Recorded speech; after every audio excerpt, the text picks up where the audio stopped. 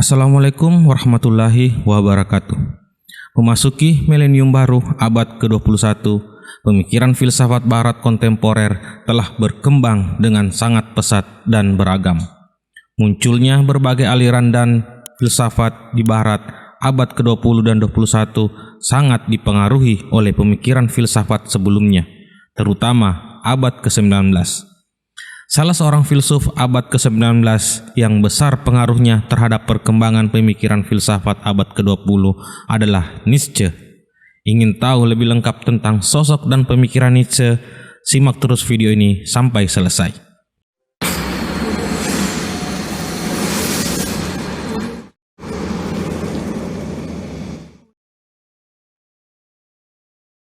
Nietzsche terkenal sebagai filsuf yang menyorakan kebebasan dalam berpikir.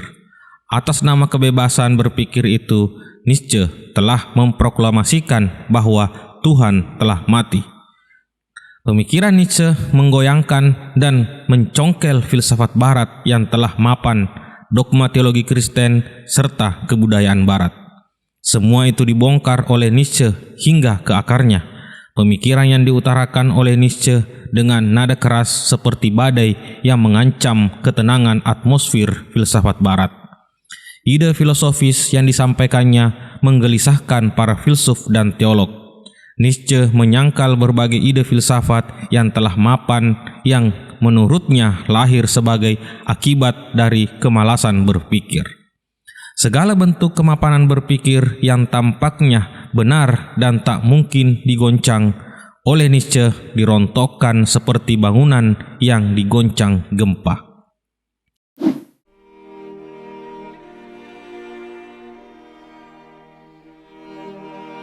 Nietzsche dilahirkan pada tanggal 15 Oktober 1844 di Rocken, Jerman. Orang tuanya adalah Karl Ludwig Nietzsche 1913 sampai 1849, seorang pastor Lutheran yang keras, dan istrinya Franziska, nama gadisnya Ochler.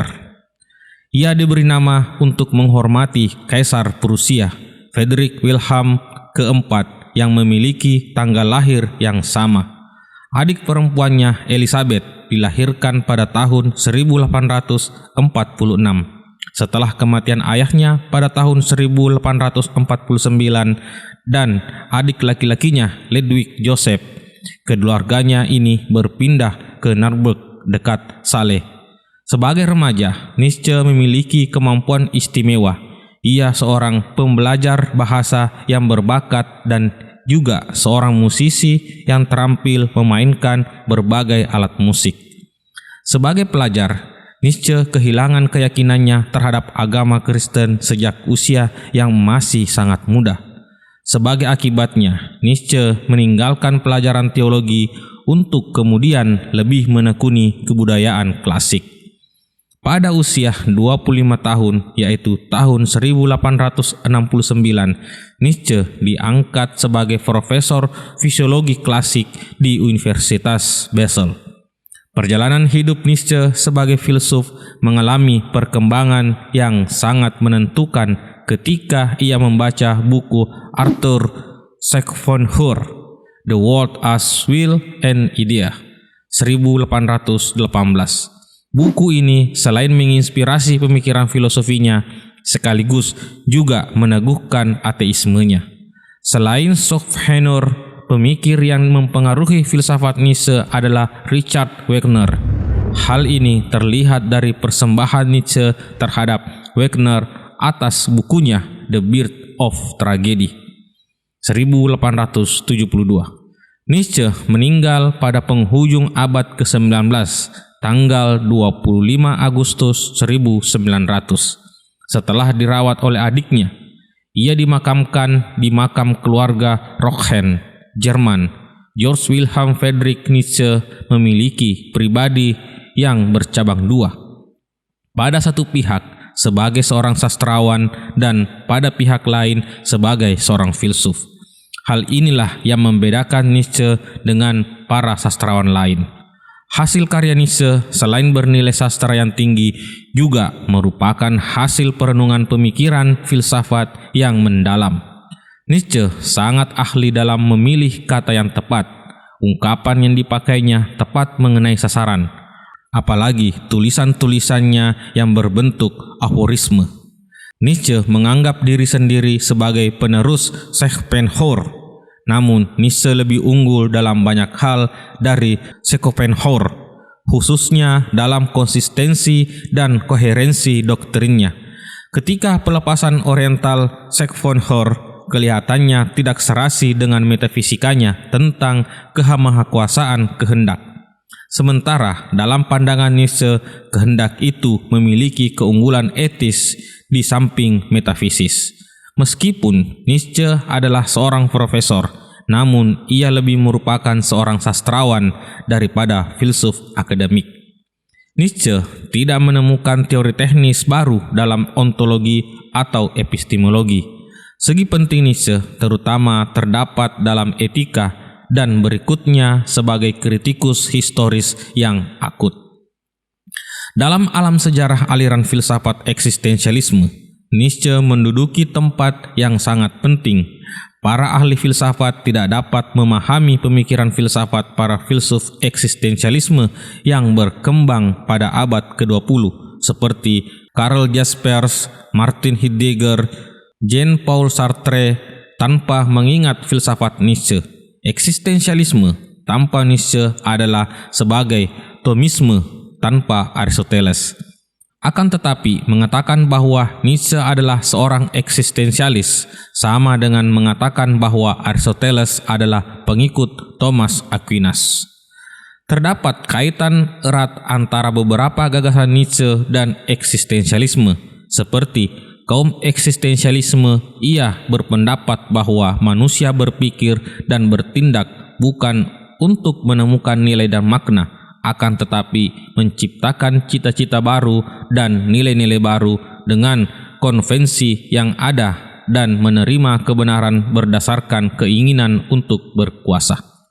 Dalam hubungan dengan afirmasi akan eksistensi, Nietzsche mengemukakan sebuah doktrin berulang abadi. Hal ini menegaskan bahwa apapun yang telah terjadi akan terus terjadi berkali-kali secara tidak terbatas.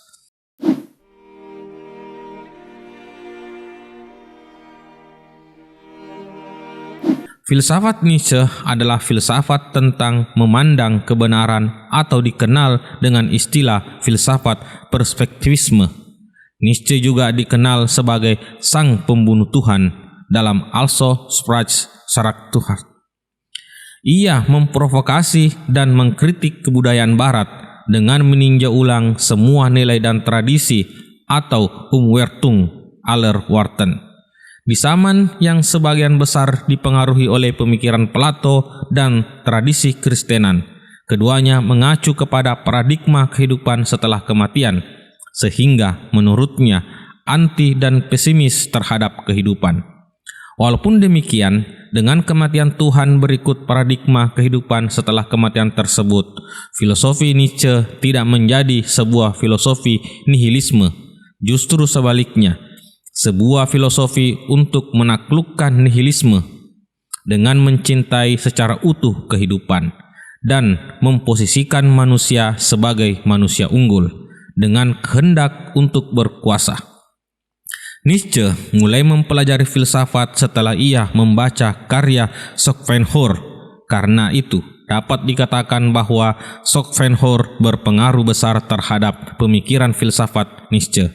Baik Schopenhauer maupun Nietzsche memiliki pandangan yang sama. Keduanya mendasarkan filsafat kepada kehendak. Meskipun demikian, terhadap perbedaan yang tegas tentang penerapan konsep ini dalam kehidupan manusia. Jika Schopenhauer mendasarkan kehidupan manusia pada kehendak untuk hidup, maka Nietzsche mendasarkan kehidupan manusia pada kehendak untuk berkuasa. Bagi Nietzsche, kemauan untuk berkuasa merupakan motif dasar tindakan manusia dan juga merupakan titik pusat dalam memahami etika. Nietzsche menegaskan bahwa pengetahuan merupakan alat untuk mencapai kekuasaan. Kemauan untuk mendapatkan pengetahuan atau kemauan untuk tahu tergantung pada besar atau kecilnya kemauan untuk berkuasa. Tujuan untuk mendapatkan pengetahuan bukanlah semata-mata untuk tahu dalam arti kebenaran mutlak, tetapi untuk tujuan berkuasa.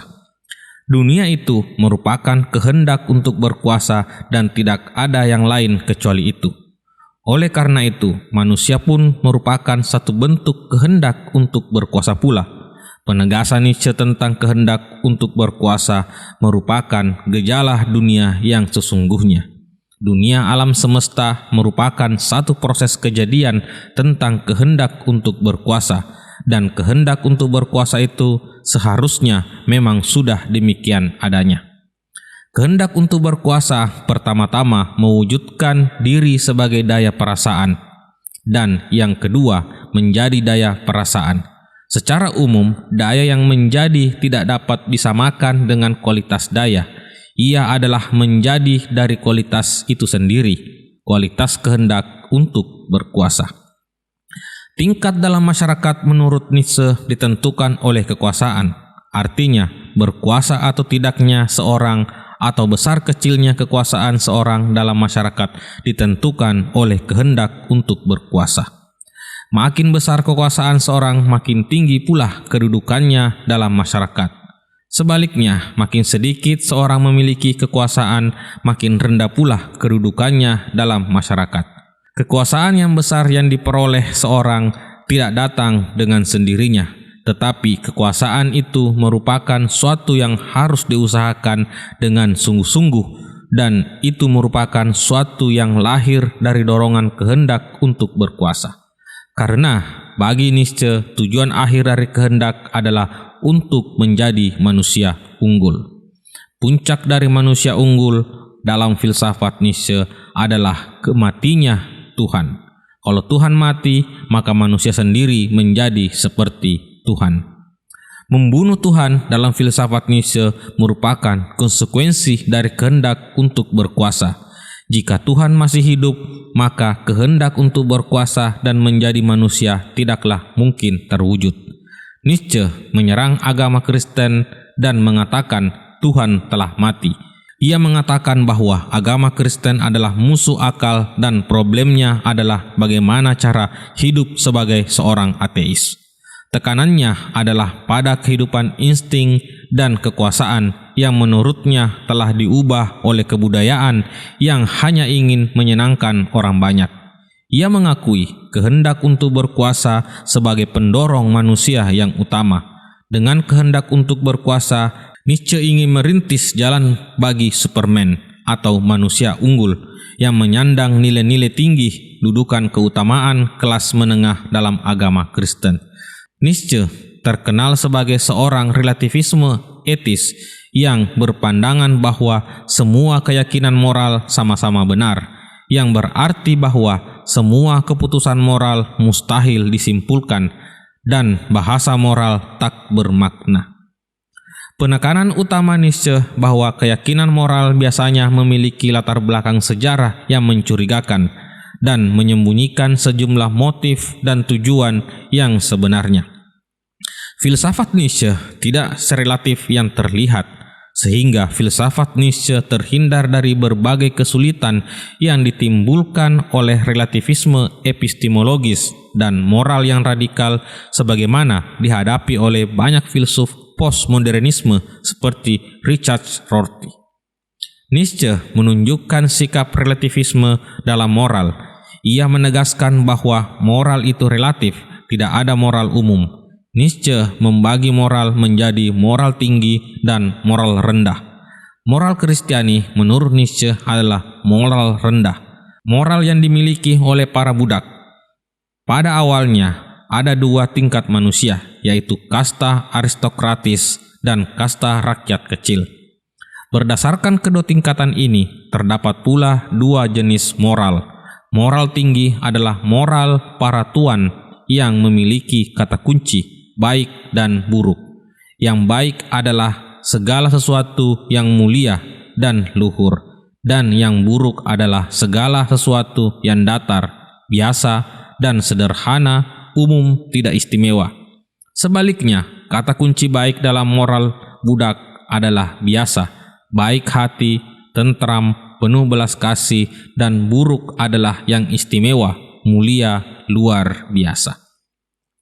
Sejak berakhirnya Perang Dunia Kedua, gelombang minat terhadap filsafat Nietzsche telah muncul dari sekelompok orang yang lebih simpatik.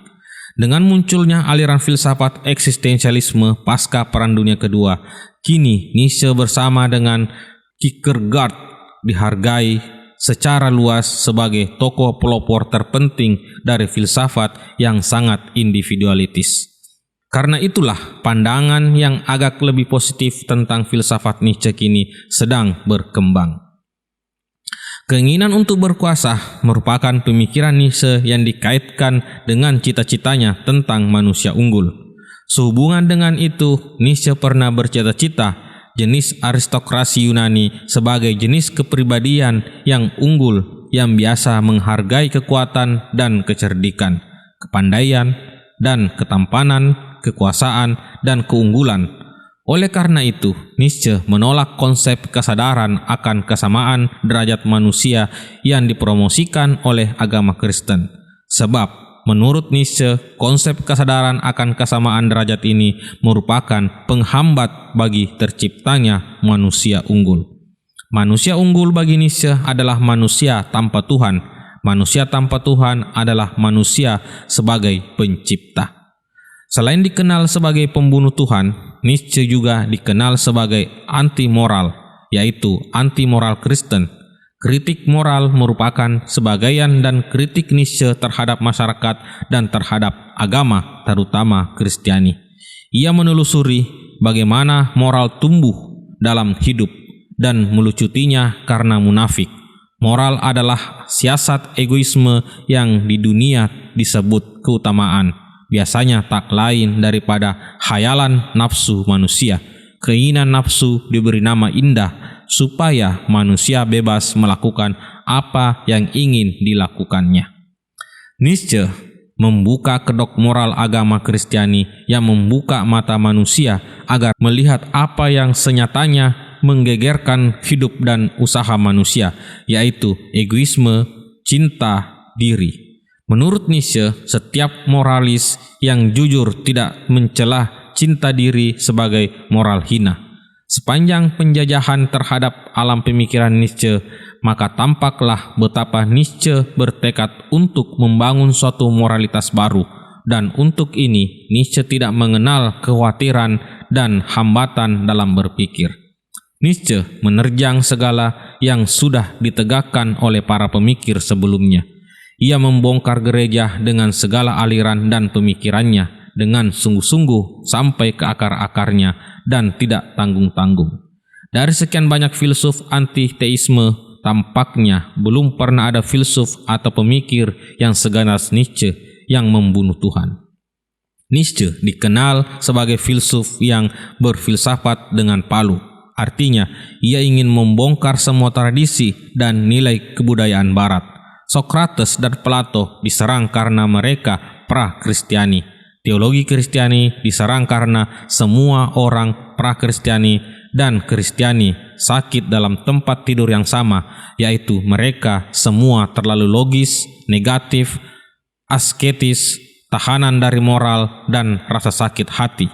Mereka mengatakan bahwa hidup di dunia bukan merupakan hidup yang sungguh-sungguh. Mereka diganggu oleh suara hati mereka. Mereka tidak berani hidup. Filsafat Nietzsche tidak dapat dipahami tanpa mempertimbangkan pluralisme esensial. Pada kenyataannya, pluralisme hampir tidak bisa dibedakan dari filsafat itu sendiri. Pluralisme adalah cara berpikir yang secara filsafat adalah tepat, cara berpikir yang ditemukan oleh filsafat. Satu-satunya penjamin kebebasan yang konkret, satu-satunya prinsip ateisme yang bengis. Tuhan telah mati, dan kematian Tuhan adalah bersifat plural. Kematian Tuhan adalah satu peristiwa yang memiliki beragam arti.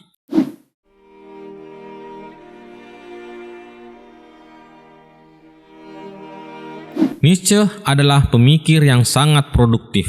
Karyanya mulai dari yang bernuansa sastra yang tinggi hingga berkadar filsafat yang kritis. Sampai hari ini, tulisan Nietzsche diterjemahkan ke dalam berbagai bahasa dalam jumlah oplah yang besar.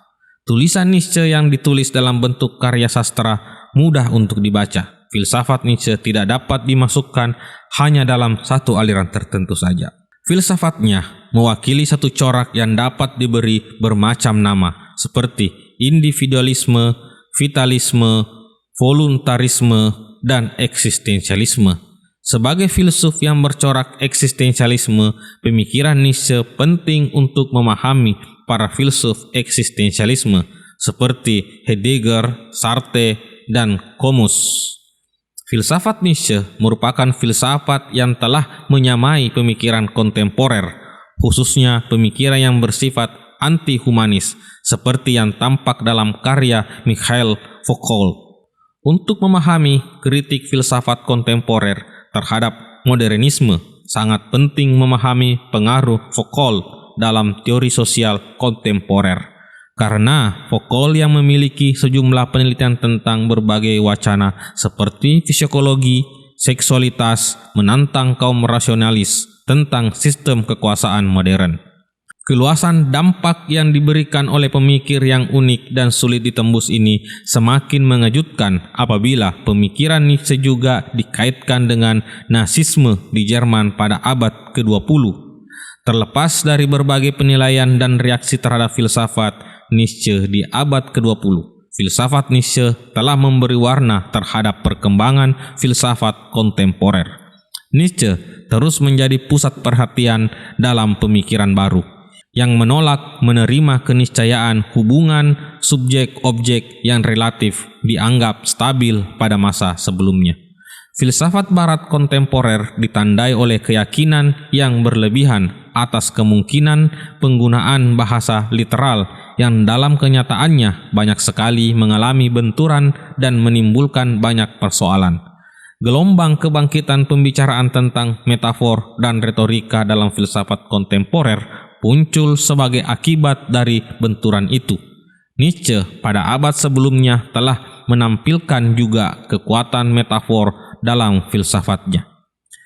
Jika ada sebagian orang yang menganggap metafor adalah ilusi, maka Nietzsche justru bahasa literallah yang ilusi.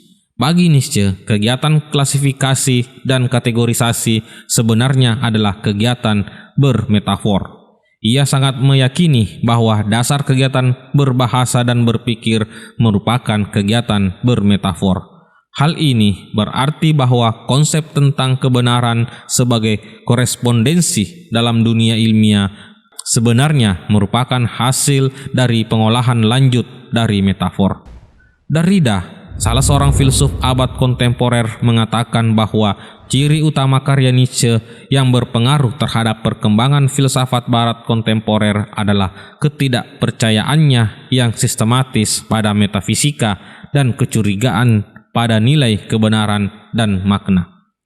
Kaum relativis kultural yakin bahwa meskipun dunia dapat ditafsirkan secara berbeda-beda sesuai dengan konteks sosial, namun dunia yang ditafsirkan hanya satu bagi Nietzsche. Tidak ada realitas fisik apapun yang berada di luar penafsiran. Yang ada hanyalah penafsiran dari berbagai sudut pandang. Dengan demikian, Nietzsche sangat menyadari persoalan bahwa orang terikat pada sudut pandangnya. Postmodernisme mengedepankan pandangan bahwa berbagai lapangan dan spesialisasi dalam ilmu merupakan strategi utama atau kesepakatan di mana realitas biasa dibagi, terutama sebagai akibat dari upaya yang serius untuk mencapai kebenaran yang dilakukan oleh berbagai kelompok sosial dalam mencari kekuasaan. Pandangan ini secara khusus juga menjelaskan tesis yang telah dikemukakan oleh Nietzsche tentang kehendak untuk berkuasa. Pandangan kehendak untuk berkuasa dalam epistemologi kontemporer tampak dalam upaya untuk mencari kebenaran yang selalu diartikan dengan membangun kekuasaan. Filsafat barat kontemporer, terutama sebagaimana terlihat dalam filsafat postmodernisme, ditandai dengan relativisme. Istilah relatif identik dengan para filsuf yang sepakat dengan sabda Nietzsche tentang kebenaran yang diartikan sebagai keinginan untuk menjadi pemilik dari multipilitas sensasi. Sumbangan Nietzsche yang pokok adalah menghadapkan manusia kepada berbagai akibat kehidupan di dunia, di mana tak ada nilai dan tujuan yang tepat. Pandangan nihilis ini telah tercermin dalam sastra dan seni yang melukiskan rasa putus asa dan tak berarti dalam dunia sekarang. Nietzsche adalah salah satu dari orang yang melihat bahaya dalam abad teknik dan industri yang sudah tidak mengindahkan lagi tuntunan nilai kemanusiaan dalam kebijaksanaan. Meskipun Nietzsche telah memberikan sumbangan terhadap kemajuan perkembangan filsafat barat kontemporer dengan sikap kritisnya, namun pandangan Nietzsche disertai pula bahaya baru bagi pemikiran filsafat dewasa ini.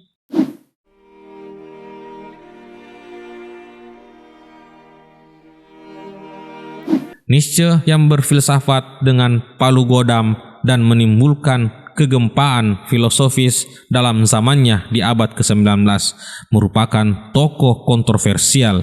Di satu sisi, ia dicela oleh para pengkritiknya sebagai filsuf yang tidak bertanggung jawab dan ngawur.